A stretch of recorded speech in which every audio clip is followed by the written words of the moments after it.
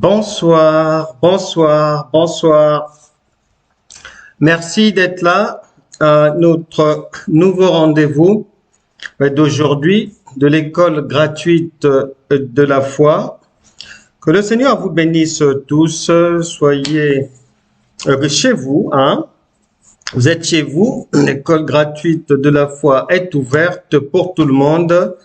Et, peu importe l'endroit où l'on se trouve, peu importe le pays, on peut apprendre parce que le Seigneur a dit dans Osée chapitre 4 verset 6 que mon peuple périt faute de connaissance. Et nous avons la mission de transmettre ce que nous avons reçu du Seigneur au plus grand nombre pour que les vies puissent changer, pour que les vies puissent aller de l'avant, pour que la marche chrétienne soit une réussite et non une tristesse comme c'est le cas pour beaucoup de gens. N'oubliez pas que ceux qui veulent nous voir physiquement peuvent nous rejoindre à notre église locale, la communauté évangélique pour la gloire de Christ, située 10 rue Jules Verne, soit dans le 95 à Saint-Leu-la-Forêt. Et tous les enseignements de l'école gratuite de la foi sont sur la chaîne YouTube Franck Cana TV. N'oubliez pas d'y aller, de vous abonner, de partager, de faire découvrir cela à vos proches et d'emmagasiner ainsi de la connaissance. Et il y a aussi de très belles choses, de beaux ouvrages sur le site www.franckcana.fr. Dans la boutique en ligne, vous pouvez faire vos emplettes là-bas parce que le Seigneur a dit à la connaissance, on doit ajouter de la connaissance. Donc, il est bien pour ceux qui veulent aller de l'avant de lire aussi des ouvrages. Sinon, le mail pour envoyer des messages ou quoi que ce soit, c'est centreinterévangile.christ@gmail.com et le numéro de téléphone pour me joindre, c'est le 06 05 62 35 06. Entrez, partagez, invitez vos proches. N'oubliez pas d'en parler aux autres, de liker, de tapoter. Vous pouvez encore faire venir du beau monde, faire venir des proches, partager ces moments avec les vôtres, avec des gens que vous aimez bien, avec des gens que vous voulez voir sortir des difficultés, avec ceux que vous aimeriez voir grandir dans la foi et pour qu'ils puissent enfin réussir dans la vie. Bonsoir tout le monde, bonjour tout le monde. Fifani, bonjour. Bonjour, partagez, likez, n'oubliez pas. Nous attendons encore les retardataires. On a quelques minutes encore pour les attendre et puis après, nous allons commencer. Partagez. Je ne sais pas si là où vous êtes, c'est la nuit ou la journée. Quoi qu'il en soit, la porte est ouverte ici pour tout le monde. Allez-y, c'est l'école gratuite de la foi. Nous allons avoir un cours très important là, et chacun peut poser ses questions soit par écrit ou soit demander à monter. Après, pour ceux qui veulent monter, ils monteront pour venir prendre la parole après moi et je répondrai à toutes les questions. Sinon, les questions écrites, vous pouvez les poser s'il y a des gens qui n'ont pas assez de followers pour monter, pour venir parler de vive voix. Posez vos questions et je vais y répondre. Notre cours de ce soir est intitulé « Les deux deviendront une même chair ». Les deux deviendront une même chair. Et notre texte de base, c'est Genèse chapitre 2, verset 24. Genèse chapitre 2, verset 24. Il est dit ceci. En Genèse chapitre 2, verset 24. Entrez, entrez, likez, mais faites venir vos proches. Vous avez encore le temps, on va accorder quelques secondes encore aux retardataires. Allez-y, dites-leur que l'heure a sonné. Nous sommes déjà là, nous sommes dans la salle, tous, nous sommes réunis pour écouter les merveilles de Dieu. Faites-leur signe qu'ils viennent vite. On va décoller ensemble. Nous les attendons. On ne va pas décoller sans les bien-aimés. Invitez, tapotez, likez. N'oubliez pas, partagez. Faites venir des proches, des bien-aimés et tout. Et tout ira bien. Et tout ira bien. On les attend. OK. Les deux deviendront une même chair. C'est notre leçon du jour et le texte de base, là où le Saint-Esprit nous attend, là où le Saint-Esprit voudrait nous apprendre beaucoup de choses, nous faire comprendre des choses même que l'on n'a jamais entendues, l'on n'a jamais comprises, mais aujourd'hui, c'est la fin de l'ignorance parce que dans Osée chapitre 4, verset 6, le Seigneur a dit, et il nous le dit encore aujourd'hui, que mon peuple périt faute de connaissance. Donc, l'objectif pour nous est de mettre fin à cette ignorance qui fait que beaucoup de gens rasent les murs, beaucoup de gens ont un Dieu que les autres ne reconnaissent pas parce que dans leur vie, il n'y a pratiquement pas de résultats, si ce n'est que des miettes des fois. Et ça, les gens n'en veulent pas. Ils veulent des résultats probants, des preuves concrètes de la présence, de la puissance et de la manifestation de Dieu. Genèse chapitre 2, verset 24. C'est pourquoi l'homme quittera son père et sa mère, virgule, et s'attachera à sa femme, virgule, et ils deviendront une seule chair. La terre entière connaît cette parole qui dit que l'homme quittera son père et sa mère et s'attachera à sa femme et les deux deviendront une même chair. Sauf que tout le monde en parle et tout le monde comprend ça de la même manière. Qu'il s'agit du mariage, qu'il s'agit de l'union entre un homme et une femme. Et beaucoup de gens prient sur la base de cette parole, mais le Saint-Esprit veut nous éclairer aujourd'hui. Et on va d'abord aller pour comprendre, parce que la Bible déclare que la lettre tue et l'esprit vivifie. La Bible déclare que le Seigneur Jésus, il parle en parabole.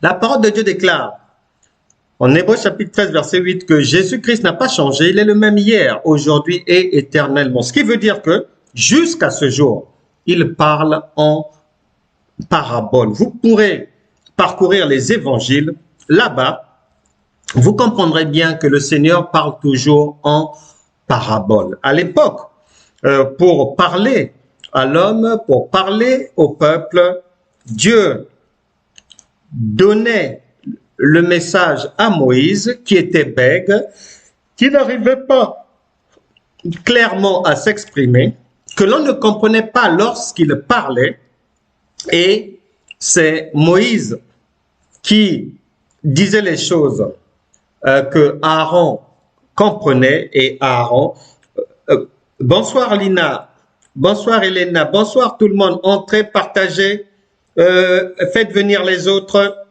que le Seigneur vous bénisse, qu'il vienne vite, tapoter, liker. Nous parlons du mariage et notre texte de base, c'est Genèse chapitre 2, verset 24. L'homme quittera son père et sa mère et s'attachera à sa femme et les deux deviendront une même chair. Et j'étais en train de dire que dans l'ancien temps, Dieu parlait aux hommes par un intermédiaire. Mademoiselle Lafolle, bonsoir. Par un intermédiaire. Donc, Moïse parlait à Aaron. Aaron arrivait à le comprendre et c'est Aaron qui donnait au peuple la signification, les messages venus de Dieu. Et si Hébreux chapitre 13 verset 8 dit que Dieu n'a pas changé et que dans les évangiles, Jésus parle toujours en parabole, eh ben, jusqu'à ce jour, le Saint-Esprit, il parle en parabole. La parole de Dieu que nous voyons noir sur blanc, la parole écrite, toute cette parole, de la Genèse à l'Apocalypse. Bonsoir Ophélie, bonsoir mademoiselle la folle. Donc, ce sont des paraboles et beaucoup de gens, beaucoup d'enseignants, beaucoup d'églises, beaucoup de chrétiens jusqu'à ce jour ne comprennent pas cette parole de Dieu. Parce que la chair, l'homme, l'humain, le langage de l'homme, lorsqu'on lit Genèse chapitre 2 verset 24, nous fait comprendre qu'il s'agit du mariage entre un homme et une femme. Or, celle-là, c'est la compréhension humaine. Maintenant, puisque la Bible dit que la lettre tue et que c'est l'esprit qui vivifie, la volonté de Dieu est que ses enfants puissent aller découvrir, aller comprendre ce que Dieu dit exactement, c'est-à-dire la signification, la compréhension spirituelle, la compréhension révélée de cette parole de Dieu. Parce qu'un enfant, l'enfant, la base dans la relation familiale entre une mère et son enfant, entre un père et son enfant, la base est la communication. Tant que l'enfant ne comprend pas ce que maman dit, il ne pourra pas obtenir de maman de bonnes choses, les bienfaits de maman. Et si maman ne comprend pas aussi ce que l'enfant dit, c'est un langage, un dialogue de sourds, rien ne peut en découler et donc les gens vont tourner en rond. Malheureusement, c'est ce qui se produit pour la plupart des chrétiens, pour la plupart des enfants de Dieu. C'est pour ça que Dieu a dit « Mon peuple périt faute de connaissance ».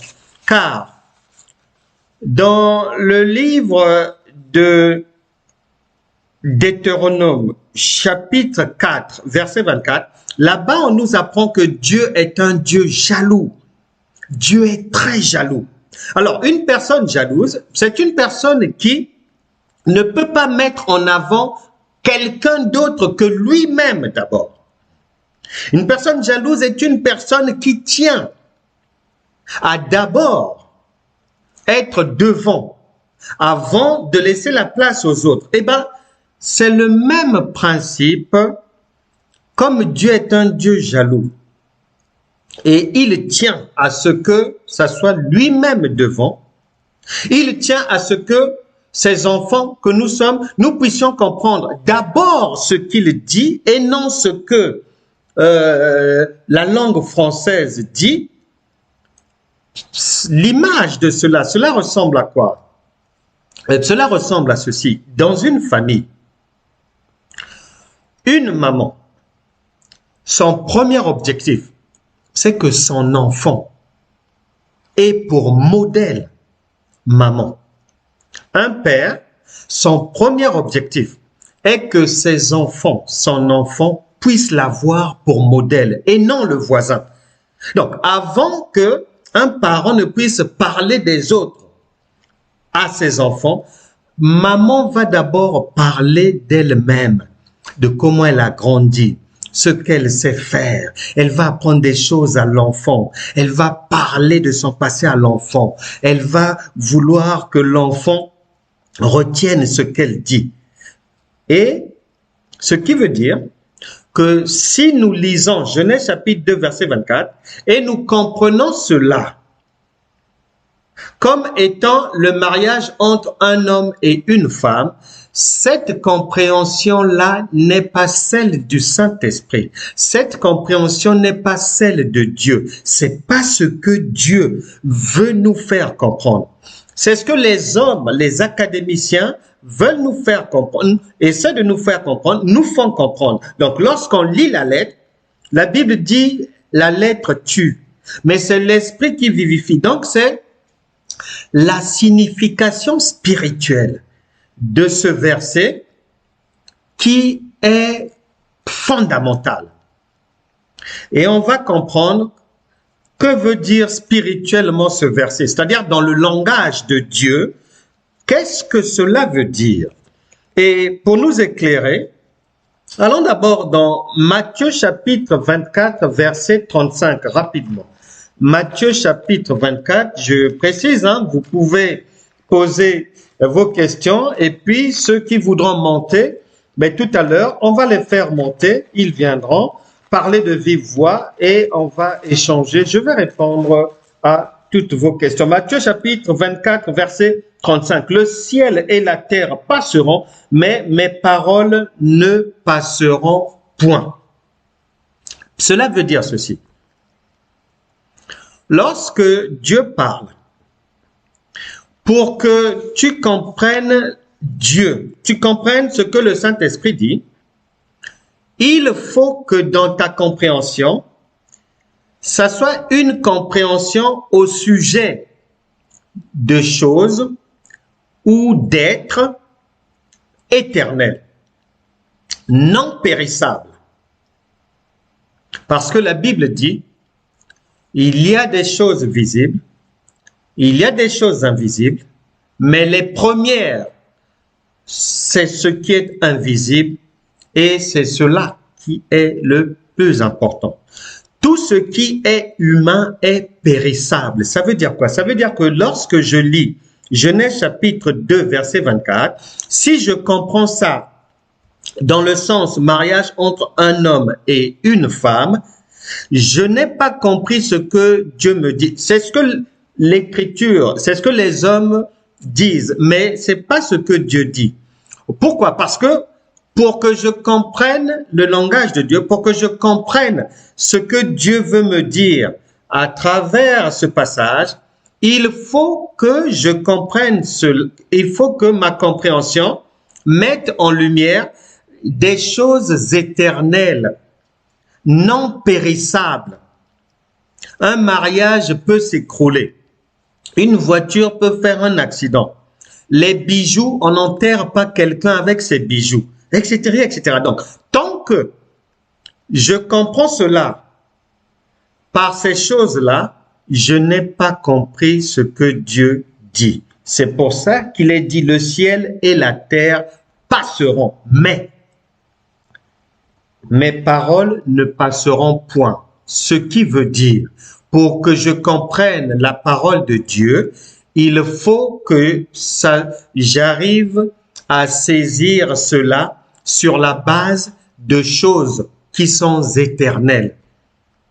Si je comprends que Genèse chapitre 2, verset 24, Dieu parle d'une femme et d'un homme qui vont se marier, je n'ai pas compris Dieu parce que un homme, il va mourir, une femme, elle va mourir, un mariage, il peut s'écrouler en même 3 jours. Donc, c'est pas ce que Dieu veut dire. Ce que Dieu veut dire concerne d'abord des choses qui sont éternelles. Quelles sont ces choses et ces êtres éternels?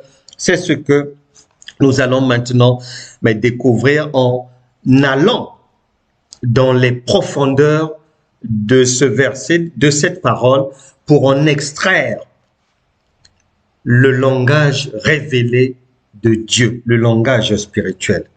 Lorsque la Bible dit l'homme quittera son père et sa mère, l'homme dont il s'agit là, il ne s'agit pas de toi et moi, non, puisque Luc chapitre 18, verset 8, nous indique de quel homme il s'agit. Luc chapitre 18, verset 8. Bonsoir tout le monde, entrez.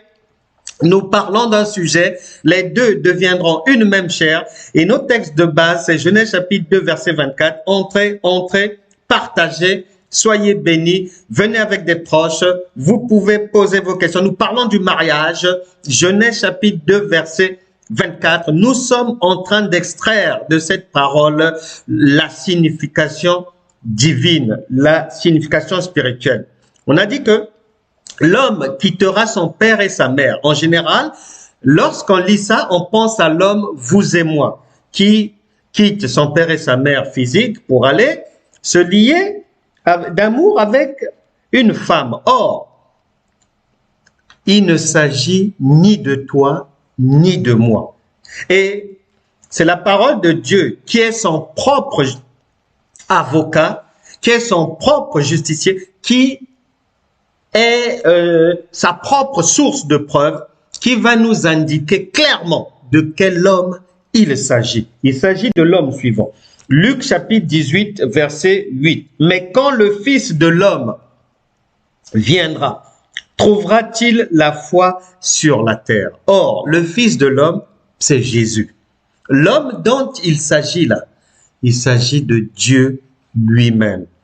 Jean chapitre 8, verset 36 stipule, si donc le Fils de qui? De l'homme. Le fils d'un chien, c'est un chien. Le fils d'un lion, c'est un lionceau, c'est un lion. Le fils d'un tigre, c'est un tigre. Le fils d'un Dieu, c'est un divin. Donc là, il s'agit de Dieu lui-même. Il est dit que, mais quand le Fils de l'homme viendra, trouvera-t-il la foi sur la terre? On ne parle pas de l'homme, toi et moi, on parle de Jésus.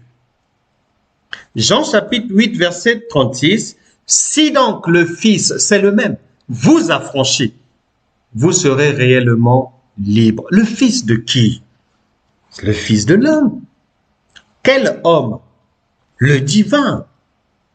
Donc, l'homme dont il s'agit, dans Genèse chapitre 2, verset 24, dans Matthieu chapitre 19, verset 5 à 6, dans Éphésiens chapitre 5, verset 31, il s'agit de Dieu lui-même. Comme une maman qui tient d'abord que ses enfants prennent modèle sur elle, Dieu se met en scène pour que nous prenions modèle sur lui. Donc, l'homme dont il s'agit, il ne s'agit pas d'un homme charnel, non. Il s'agit de Dieu. Bon. Dieu va faire quoi? On dit qu'il va quitter son père et sa mère. Mais quitter son père et sa mère, eh bien, la Bible nous apprend par plusieurs écritures que Dieu est son propre chef et qu'il a la capacité de prendre des formes différentes, des noms différents, mais c'est toujours lui. C'est toujours lui. Donc l'homme va quitter son père. Matthieu chapitre 23 verset 9 nous parle de Dieu le Père. Ésaïe chapitre 49 verset 15 nous parle toujours de lui en tant que mère maintenant, en tant que maman. Ce qui veut dire que lorsqu'on lit l'homme, donc Dieu, quittera son père et sa mère, donc lui-même qui a la souveraineté, la capacité, le parapluie, l'étendue nécessaire pour être en même temps un père et en même temps une mère, c'est lui, Dieu, qui va quitter ces attributs-là. Tantôt le masculin, tantôt la maman, il va quitter ses attributs. L'homme quittera son père et sa mère. Il quitte ces attributs-là. Beaucoup d'écritures mettent cela en lumière pour aller s'attacher à sa femme. Lina, ma sœur, tu penses que tu as dans le livre ceci, cela. J'essaie. Donc, il quitte et il va aller s'attacher à sa femme. De quelle femme il s'agit? Il ne s'agit pas d'une femme physique. Il ne s'agit pas d'une femme humaine. Comment nous le savons? Ben, c'est la parole de Dieu qui va nous dire que non, vous faites fausse route, vous faites erreur. Il ne s'agit pas d'une femme. Et il dit, il ne s'agit pas d'un être humain. Apocalypse chapitre 19, verset 7. Il est dit ceci: réjouissons-nous et soyons dans l'allégresse et donnons-lui gloire, car les noces de l'agneau, donc mariage, les noces de l'agneau sont venues et son épouse s'est préparée. L'ensemble des croyants que nous sommes, nous avons l'habitude de dire, et nous le savons, que cet ensemble corps du Christ, nous sommes l'épouse de Christ, qui est l'époux. Dans Genèse chapitre 2, verset 24, c'est de ça qu'il s'agit. De Dieu qui quitte son père et sa mère et qui vient s'attacher à sa femme qui représente l'ensemble des chrétiens, qui est l'épouse. Et comment ça va se passer? Ben, ça s'est passé par Jean chapitre 1, du premier verset jusqu'au verset 14, évangile de Jean chapitre 1, premier verset au verset 14, vous allez lire et en lisant, vous allez vous rendre compte que Dieu, qui est sa parole, qui est dans sa parole, il est venu jusqu'à nous et il s'est fait chair. C'est de ce déplacement-là qu'il s'agit lorsque la Bible dit que l'homme quittera son père et sa mère et les deux deviendront une même chair. Jésus est venu, Dieu est venu, il a pris la forme humaine et par sa venue, il s'est attaché à nous. La Bible dit, il nous a aimé le premier, nous l'épouse. Et jusqu'aujourd'hui, il continue à solidifier ce feeling. Il a, après avoir posé les bases de cette union, de cette alliance entre Dieu qui s'est fait homme et qui est venu vers les siens, vers nous, l'ensemble des croyants, nous l'épouse. Une fois que cette alliance a été bien ficelée, bien tissée, eh ben, lorsque quelqu'un, Dieu, je dirais d'abord, Dieu a commencé le travail, Jésus, et il a missionné des apôtres, des prophètes, des serviteurs qui jusqu'aujourd'hui perpétuent l'œuvre d'évangélisation. C'est-à-dire, notre travail consiste à réconcilier, à unir le païen avec Dieu, à marier quiconque est volontaire avec le Saint-Esprit. Ça n'a pas changé. La nature elle-même, dit la parole de Dieu, ne vous enseigne-t-elle pas, lorsque un homme fait la cour à une femme, la femme a la possibilité d'accepter, elle a le pouvoir d'accepter ou de ne pas accepter. C'est ce mariage, raison pour laquelle il y a des gens qui écoutent la bonne nouvelle. Parmi ces personnes-là qui écoutent la bonne nouvelle, à qui on présente le Fils de l'homme, il y en a qui acceptent et qui lui donnent leur cœur et les deux deviennent une même chair.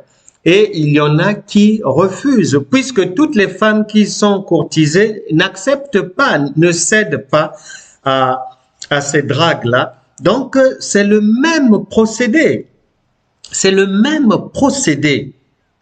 Dieu vient jusqu'à nous, il s'est fait chair pour venir jusqu'à nous, pour nous épouser, nous proposer une vie meilleure, nous proposer une alliance avec lui, un mariage. Et dans ce mariage, à partir de là, à partir du moment où, quand tu lis Genèse chapitre 2, verset 24, c'est-à-dire l'urgence pour le Saint-Esprit, la volonté de Dieu est que tu comprennes d'abord qu'il parle de ton mariage avec lui. Le mariage du croyant et de son Dieu, l'union entre l'époux et l'épouse. C'est de ce mariage-là qu'il s'agit. En Genèse chapitre 2, verset 24, Matthieu chapitre 19, verset 5 à 6, Éphésiens chapitre 5, verset 31. Toute compréhension autre que celle-là, c'est-à-dire est purement humaine, charnelle, elle est dépourvue de l'assistance divine. Maintenant, la question, pourquoi est-ce que la priorité pour chaque enfant de Dieu est la compréhension de ce que Dieu dit, que ce soit dans sa parole ou en songe, ou peu importe le langage qu'il va utiliser, l'urgence est la compréhension du langage de Dieu et non pas de ce que les académiciens donnent comme proposent comme compréhension. Donc, Dieu tient à ce que chaque croyant puisse d'abord être conscient qu'il est relié par une alliance, une union, un mariage avec le Seigneur.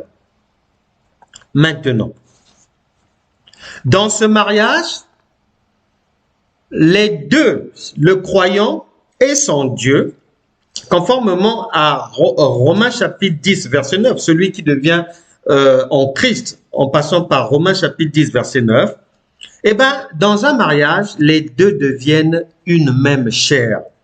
Raison pour laquelle tu es le temple du Saint-Esprit.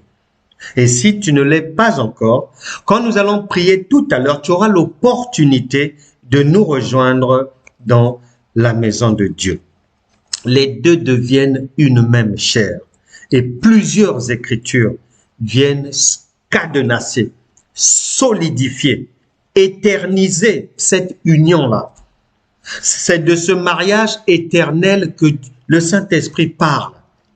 Genèse chapitre 2 parle d'un mariage sans fin. Et non pas d'un mariage humain qui peut finir dans une semaine, dont l'autre peut renier son engagement peut-être un an après. Non, Dieu ne parle pas des choses périssables. Il parle d'abord des choses éternelles. Deux, pourquoi? Parce que ce qu'il dit ne peut pas s'écrouler, ne peut pas mourir. On a lu ça dans Matthieu chapitre 4, verset 35. Toutes choses, le ciel et la terre passeront, mais mes paroles ne passeront jamais. Donc, ce qu'il dit ne peut jamais s'écrouler. Deuxièmement,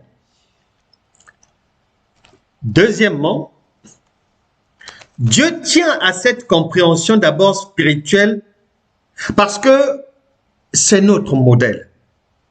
Un père tient à ce que son enfant puisse l'avoir pour modèle.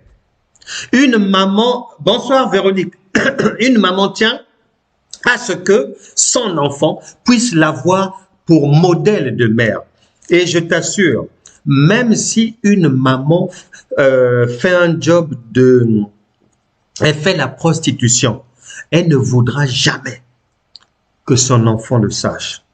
Parce qu'elle tient à ce que l'enfant ait une image, modèle de maman. Donc, une maman ne peut pas inculquer à son enfant un modèle qui est la voisine ou bien une dame au travail là-bas. Non. Elle commence par elle-même. Et dans Genèse chapitre 2, verset 24, l'homme quittera son père et sa mère et s'attachera à sa femme. Et les deux deviendront une même chair. Nous venons de voir que Dieu ne parle pas d'un mariage humain parce que Dieu tient à ce qu'il soit notre modèle. Il parle d'abord de lui-même puisque c'est un Dieu jaloux. Il ne va pas te parler d'autres personnes. Il ne va pas te donner d'autres modèles. Donc, il va te parler d'abord de lui-même. Et maman parle toujours d'elle-même d'abord à l'enfant. Un père donne pour modèle à ses enfants de père d'abord lui-même. Donc, c'est ce que Dieu fait dans Genèse chapitre 2, verset 24. Les deux, une fois que quelqu'un accepte le Seigneur Jésus-Christ comme son Seigneur et Sauveur, il est dit que les deux deviennent une même chair puisque le Saint-Esprit vit maintenant en toi. Romains chapitre 10, verset 9. Si tu confesses de ta bouche le Seigneur Jésus-Christ et que tu crois de tout ton cœur que Dieu l'a ressuscité des morts, tu seras sauvé. Tu es le temple du Saint-Esprit. Maintenant, plusieurs paroles viennent confirmer effectivement que ce mariage ne concerne pas un mariage entre un homme mortel et une femme mortelle. Non, ce mariage concerne un Dieu immortel avec une personne qui aspire à la vie éternelle. C'est de ça qu'il s'agit. Les paroles qui confirment cela, vous aurez l'occasion de lire ça. 1 Corinthiens chapitre 6, verset 19, Psaume 82, verset 6, 1 Jean 4, 17, Jean chapitre 10, verset 34, etc., etc. Maintenant, la question, pourquoi est-ce que Dieu tient à ce que les enfants de Dieu comprennent en priorité son langage qui n'a rien à voir avec les langues des hommes? Parce que Dieu parle en parabole. Et de bout en bout de la parole de Dieu, c'est bien attesté. Dieu parle en parabole. Il n'a pas fini de parler en parabole puisque Jésus-Christ est le même hier, aujourd'hui et éternellement.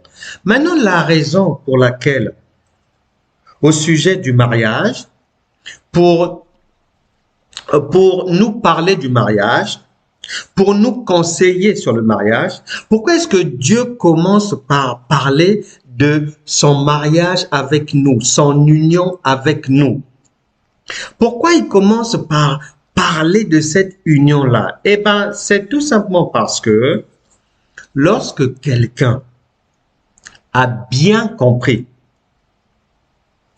en quoi consiste cette union, comment est-ce que ce mariage fonctionne, où Dieu est l'époux, nous sommes l'épouse, il y a des droits et des devoirs, l'épouse se doit de respecter l'époux et l'amour doit être la cheville ouvrière de cette alliance-là.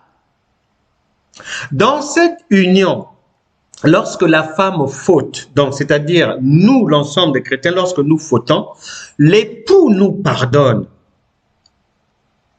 Donc, une fois que l'on a correctement, clairement, les tenants et les aboutissants, le règlement intérieur de notre union, de notre mariage avec Dieu, à partir de là, partager, tapoter, inviter les proches et tout. Nous sommes en train de parler du mariage. Genèse chapitre 2, verset 24, les deux deviendront une même chair. Et nous avons dit que lorsque nous lisons ça, la terre entière en général pense que Dieu parle d'un homme humain et d'une femme humaine. Non, nous venons de découvrir à la lumière des Écritures qu'il ne s'agit pas d'un homme et d'une femme, non, il s'agit de Dieu et de nous qui représente, Dieu représente l'époux et nous qui représentons l'épouse, l'ensemble des chrétiens. C'est de ce mariage-là qu'il s'agit d'abord, parce que Dieu parle toujours en parabole et il n'a pas changé jusqu'à ce jour, il parle en parabole. Il est écrit que la lettre tue. Ce que je lis là, si je comprends ça comme l'Académie française me le permet, je vais me tromper. Parce qu'il est écrit que la lettre tue et l'esprit vivifie. C'est la compréhension spirituelle que je dois rechercher parce que c'est là où se trouve la vie. Et on a dit que Matthieu chapitre 24 verset 35, toutes choses passeront, mais mes paroles ne passeront pas. Ce qui veut dire, quand je lis un verset biblique, si pour moi je comprends Genèse chapitre 2 verset 24, comme un homme qui peut mourir et l'union avec une femme qui peut mourir, je suis à côté de la plaque, puisque Dieu dit que moi, je ne parle que de choses éternelles qui ne peuvent pas passer. Moi, je parle uniquement de choses éternelles. Tout ce qui est périssable, tout ce qui peut mourir, je ne parle pas de ça. Je parle de ce qui sort de moi. Or, ce qui sort de Dieu est immortel. Raison pour laquelle Dieu parle de son union avec tout chrétien, avec nous. Et de cette union-là, une fois qu'il y a l'union, tu as accepté le Seigneur, et ben tu as hérité maintenant de la vie éternelle. Donc c'est une union éternelle. C'est de ça que le Saint-Esprit parle. Le Saint-Esprit ne parle pas des mariages à la mairie où les gens sont là, flanflant et tout, et puis un mois après ça divorce, ou 6 mois après ça se conne dessus. Non, non, non, non. Dieu n'est pas dans ces bassesses-là. Il nous parle de son mariage avec nous, qui nous permet d'entrer dans l'éternité, ce mariage-là. Maintenant, quand on devient enfant de Dieu, on apprend la marche chrétienne. On sait que Dieu est Dieu le Père. On sait que le Saint-Esprit vit en moi. Lui et moi, nous formons un. Lui, c'est l'époux. Nous, c'est l'épouse. Et il ne tolère pas le péché. Il y a un règlement intérieur dans notre marche avec le Seigneur. Il y a des choses que je peux faire. Il y a des choses que je ne peux pas faire dans notre union. Mais c'est comme sur le lieu de travail. Au boulot, il y a des choses que je peux faire et il y a des choses que quelqu'un ne peut pas faire. Parce que le règlement ne le permet pas. Maintenant, une fois que quelqu'un a bien saisi les contours de son union, de son mariage avec Dieu, c'est à partir de là que le Saint-Esprit va exaucer maintenant ta prière. Toi qui veux rentrer dans le mariage, toi qui veux aller te marier, c'est à partir de là qu'il va maintenant créer, lui, le maître des temps et des circonstances, les circonstances favorables pour toi, pour que tu rencontres ton âme sœur. Maintenant, une fois que tu rencontres l'âme sœur, tu peux maintenant lire Genèse chapitre, tu descends maintenant de la montagne avec la compréhension humaine. Maintenant, ce que le Saint-Esprit te demande, dans ce mariage humain-là, tu vas seulement mettre en application et reproduire les clauses de notre mariage éternel. Quiconque met en pratique les clauses de son mariage éternel avec Dieu, avec le Saint-Esprit, vit un ménage pacifique, béni. Parce que la personne sait que je devrais savoir pardonner, faire des compromis, maintenir le calme dans mon foyer, ne pas tout prendre au premier degré, Comme avec mon Dieu, il y a une hiérarchie. Comme au boulot, il y a une hiérarchie. Dans la société, il y a une hiérarchie. Dans la maison, dans le mariage, il y a aussi une hiérarchie. C'est cette connaissance-là que le Saint-Esprit tient à ce que chacun puisse avoir d'abord des données de notre mariage avec lui. Et une fois que l'on comprend bien les termes de notre mariage qui est éternel avec Dieu, puisqu'on hérite de la vie éternelle, nous venons maintenant dans le monde des hommes mettre en application les termes de ce mariage dans notre mariage.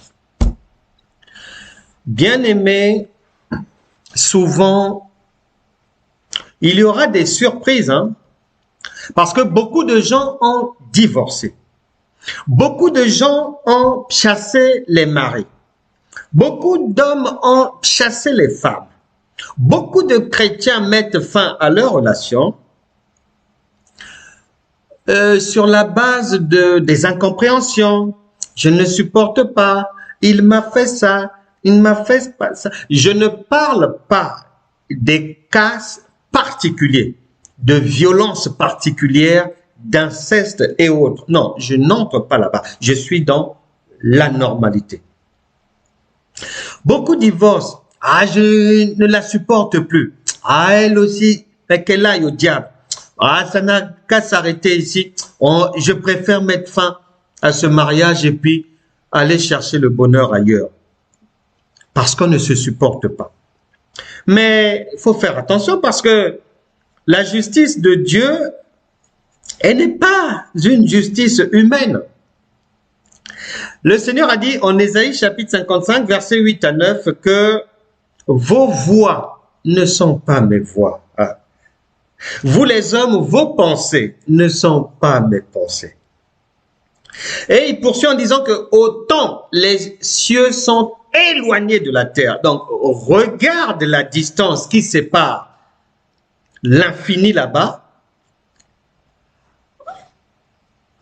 avec ta maison, avec ton habitation, avec ta porte. Et Dieu dit, c'est la distance qu'il y a entre ce qu'il pense et toi. Cela veut dire quoi? Cela veut dire ceci dans le domaine du mariage. La justice de Dieu, elle prend en compte, Dieu pour nous juger, il prend en compte des paramètres qui nous échappent, des choses auxquelles on n'y pense pas et tout. Mais je vais t'aider. Ça se passe comme ceci. Si tu es à même, comme beaucoup de gens, des milliards de personnes à travers la terre, à même de travailler à un endroit où ils ne supportent ni les collègues, ni les patrons, ni la hiérarchie, ou bien les gens sont harcelés, embêtés, méprisés, n'adressent pas la parole à d'autres collègues. Si quelqu'un peut supporter ça pendant des années, d'autres pendant 20 ans, d'autres toute leur carrière, d'autres 15 ans et tout, de maîtrise de soi, de patience, d'une expérience dans la gestion des états d'âme, des collègues, des gens et tout. Eh bien, pour Dieu, si tu es capable de faire ça, c'est que dans ta maison, tu dois aussi être à même de le faire. Ça ne passera pas devant Dieu que tu sois capable de pardonner sur le lieu de travail, de ne pas t'occuper des niaiseries, de voir, mais en faisant comme si tu n'avais ni vu ni entendu, de pouvoir supporter les injures, harcèlement et autres, et que dans ta propre maison, tu sois incapable de supporter cela. C'est de la ruse. C'est malhonnête. Devant Dieu, tu ne peux pas dire que tu es timide à la maison et tu ouvres ta bouche au travail. Non, ça ne passera pas. Soit tu es timide et à la maison et au travail, là d'accord. Mais si tu es timide seulement à la maison, ou tu es timide seulement au travail, mais avec les amis, c'est toi qui parles. À la maison, le mari n'a même pas là où dormir, il n'y a que toi qui parles. Dans la famille, c'est toi qu'on entend. Et au travail, le profil que tu présentes là-bas, c'est la timidité, mais tu trompes les hommes, mais pas Dieu. Donc ça ne passera pas. Les raisons pour lesquelles beaucoup se séparent, les raisons pour lesquelles beaucoup ont divorcé, étant chrétiens ou païens, devant le tribunal de Dieu, sont infondées. On ne peut pas les prendre en considération. Parce que il te suffisait simplement de mettre en pratique dans ton foyer ce que tu sais faire au travail. La maîtrise de soi par laquelle tu brilles depuis des années au travail. Il te suffisait simplement de faire ça. Et tu sauvais ton foyer. Tu sauvais ton ménage. Tu sauvais l'éducation de tes enfants. Tu n'allais pas mettre leur avenir en péril en faisant ça. Nous devons faire attention. Lorsque Dieu parle du mariage, il ne parle pas de notre mariage périssable. Non. Il parle de son mariage avec nous. Et nous venons de lire les Écritures qui mettent cela clairement en lumière. Que lorsque la Bible dit « l'homme quittera », l'homme là, c'est Dieu lui-même.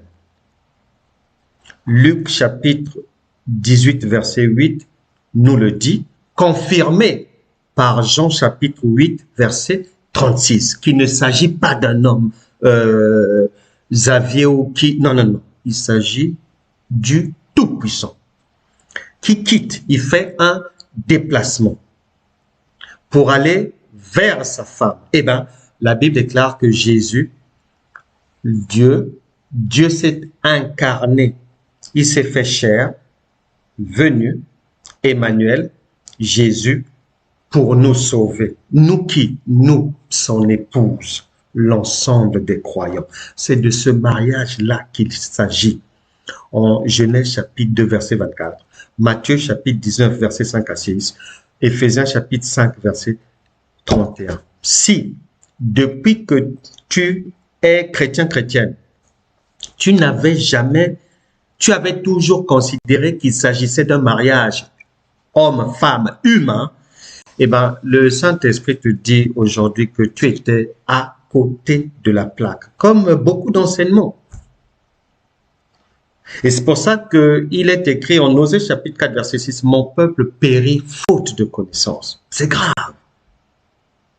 Et on a expliqué pourquoi Dieu tient à ce qu'on puisse faire l'effort de comprendre son langage et non pas ce que l'orthographe, la grammaire écrit là. Non, son langage.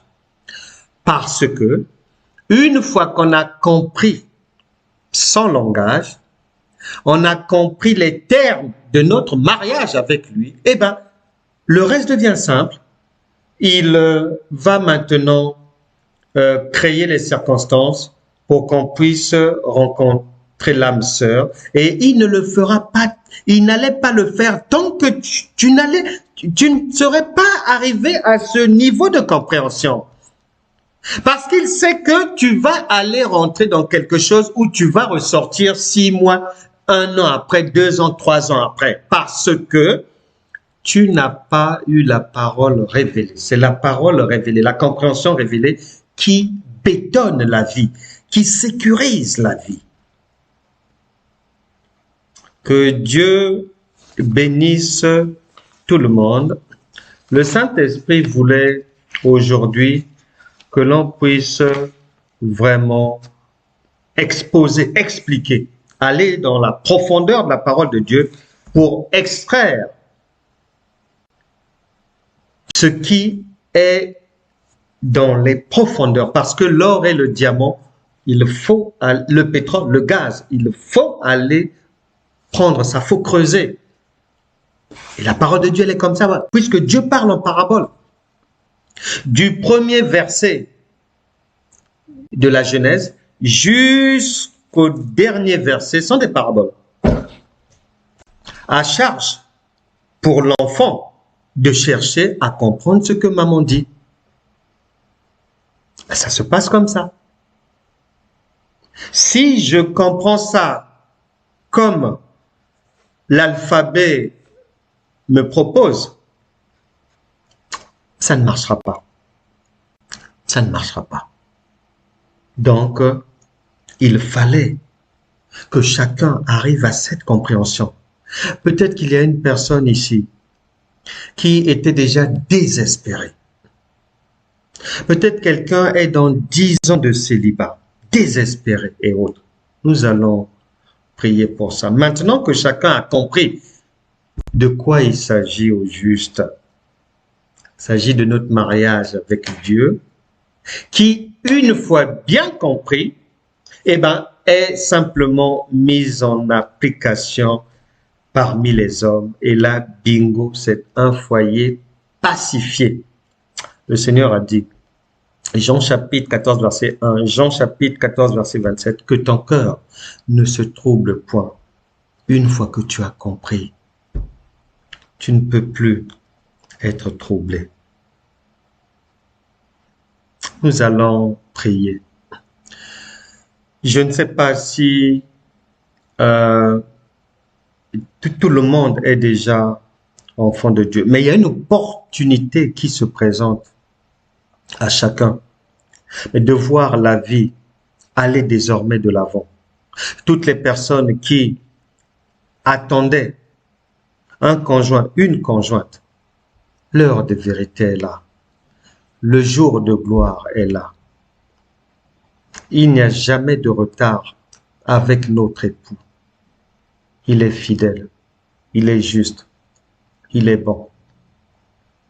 Je crois que chacun, je ne sais pas si quelqu'un veut monter pour poser une question avant qu'on ne puisse prier, parce que le Saint-Esprit voudrait faire du bien à tout le monde. C'est maintenant qu'il faut faire la demande pour monter, parce que l'heure a sonné pour mettre fin à l'ignorance, pour mettre fin aux situations insupportables de célibat chronique, de divorce à répétition, de séparation pêle-mêle, d'incompréhension, de feu dans les foyers, de disputes tous azimuts, de violence et tout. Ça doit s'arrêter maintenant, car nous avons maintenant tous compris de quoi il s'agit lorsque Dieu parle du mariage. Il ne parle pas du nôtre, mais du sien d'abord, qui, une fois mis en application maintenant, bien saisi et mis en application dans notre monde, la vie est éclairée, illuminée et devient incroyable. Peu importe les erreurs que quelqu'un a eu à commettre dans le passé, il va rattraper ça. Notre époux est fidèle. L'époux va rattraper ça. Peu importe les faiblesses, les manquements, peu importe, même si quelqu'un a divorcé 22 fois, remarié 32 fois, il n'y a pas de problème. Il est fidèle et juste pour nous pardonner. Que chacun ouvre son cœur maintenant. Dieu n'a pas de limite. Il est esprit. Il ne connaît ni les murs, ni les montagnes. Il ne connaît pas les obstacles, les océans et tout. Non, non, non. Il ne connaît pas ça. Il est omniprésent, omnipotent. Il est partout. Il est là où vous êtes maintenant. Nous allons maintenant prier. Que chacun ouvre son cœur devant Dieu et reprenne avec moi simplement ces paroles. Il a dit, si on lui confesse nos péchés, si on reconnaît nos torts, il nous pardonne et il nous relance sur les rails de la réussite. Il n'y a pas de problème. Il n'y a pas de péché qu'il ne peut pas pardonner. Parle, ouvre ton cœur à Dieu maintenant et reprends après moi cette prière. Seigneur Jésus-Christ, me voici devant toi. Tu as dit dans ta parole que si je te confesse mes péchés, tu me les pardonnes. Je te demande, Seigneur, le pardon de mes péchés. En commençant, Seigneur, par mon ignorance. Aie pitié de moi. Car tu as dit dans ta parole que dans les temps d'ignorance, Dieu pardonne. Saint-Esprit, pardonne-moi tous les péchés de ma vie, peu importe ce que j'ai commis, par ma bouche, par mon corps, par mes yeux, par les écrits, par les gestes. Aie pitié de moi. Que ton sang me lave. Viens vivre dans mon cœur. Merci Seigneur, car je crois de tout mon cœur et par la foi que je suis maintenant une enfant de Dieu, un enfant de Dieu. Par conséquent, au nom de Jésus, que tout lien, tout obstacle, tout échec, toute erreur et toute chaîne, toute maladie, tout divorce, tout célibat à n'en plus finir, tout échec dans la vie d'une personne ici, soit brisé maintenant, s'arrête aujourd'hui, au nom de Jésus. Que tout ce qui est doute, anxiété, vous partez au nom puissant de Jésus. Que toute maladie, tout démon qui harcèle une personne ici, de jour comme de nuit, je vous ordonne maintenant de partir. Vous partez au nom de Jésus. Que la paix du Seigneur, la faveur divine, la joie de l'Éternel, la guérison divine, la prospérité, la paix soit désormais votre partage. Que tout ce qui ne marchait pas à partir de maintenant, ange de l'Éternel, allez faire marcher cela dans les vies de tout un chacun. Que tout dossier d'un séjour, d'un permis, d'une autorisation à construire, et tout dossier d'achat de quelque chose, tout dossier de demande de crédit et autres qui étaient en suspens, dans un suspense, au nom de Jésus, que le doigt de Dieu donne un avis favorable, au nom puissant de Jésus. Amen. Amen. Que Dieu vous bénisse vraiment. N'oubliez pas de partager à vos proches ces enseignements et à savoir que ceux qui veulent nous voir physiquement, notre église locale se trouve 10 rue Jules Verne à Saint-Leu-la-Forêt dans le 95 en région parisienne. C'est la communauté évangélique pour la gloire de Christ. Nous nous réunissons chaque dimanche de 14h à 16h. Hormis cela, nous avons la chaîne YouTube Franck Cana TV. Il y a tous les cours de l'école gratuite de la foi. Vous les avez à dispo 24 heures sur 24. Ils sont aussi sur le site www.franckcana.fr. Il y a aussi sur ce site une boutique en ligne pour des ouvrages de qualité, car la parole de Dieu déclare qu'il faut ajouter de la connaissance à la connaissance. Notre adresse mail centre-inter-évangile.christ@gmail.com, numéro de téléphone 06 05 62 35 06. Bien-aimés dans le Seigneur, c'était un réel plaisir d'avoir passé ce moment d'enseignement avec vous. On se retrouvera mais demain soir à 19h pour un autre enseignement, un autre rendez-vous, un autre partage. Que Dieu vous bénisse. À demain, 19h. Venez avec vos proches, partagez, avisez les autres pour qu'ils ne puissent pas être en retard et partagez la vidéo. Que Dieu bénisse tout le monde. Demain, 19h. Au revoir.